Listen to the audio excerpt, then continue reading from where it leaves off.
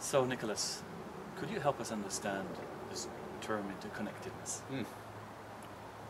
So we're using the term interconnectedness because one of the really interesting things that's happening now is a convergence of two things that have previously been considered separate.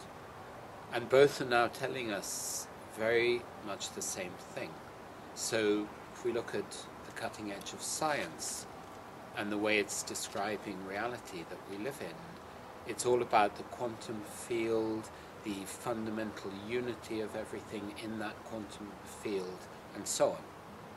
And then if we look at the timeless wisdom traditions, what we might call the core mystical traditions that have been present in every religion, they have also always said that the fundamental nature of our consciousness is one of unity, one in which we experience a fundamental unity of everything. They also went so far as to say that when we experience ourselves as a separate self, we're in some kind of illusion, which interestingly Einstein also said. He described our separate sense of self as an optical delusion of consciousness, and said that one of our challenges as human beings is exactly to transcend that and to come into or come back to a much greater experience of the unity of everything. And you find many, many, many different voices now saying that in many different disciplines all over the world.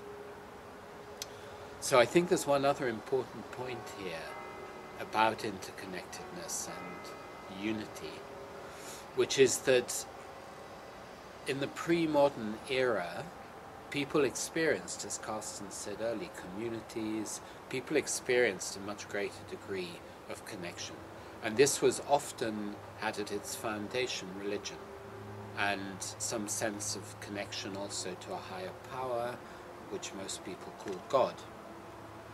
As we developed what we now call the ego, which was a huge evolutionary step for humankind, we began to develop more and more experience of separateness. We developed rationality, we developed self-responsibility, we started to be able to control enormous parts of the world that previously were either magical or simply beyond our control. And as we now, certainly in the more developed world, are in what we call the postmodern ego, inevitably and naturally we threw out many of the old religious beliefs and the religious type consciousness because they just don't fit the postmodern ego. However, we also threw the baby out with the bathwater, and I think this is something very important to understand, because it's very, very difficult now for the postmodern ego to experience anything bigger than itself. It's even more difficult to experience the desire or the impulse to bow to anything bigger than itself. And this is the baby that we threw out with the bathwater. So I believe, along with many people now, that the next evolutionary step for us as a species will be an integration of the two. So we will move into a higher sense of the unity of everything, the interconnectedness of everything, which both science and the wisdom traditions tell us is the fundamental nature of reality. And in so doing, we will also integrate the postmodern ego. So it's like before we were in a we, there was no real I, everything was just a we.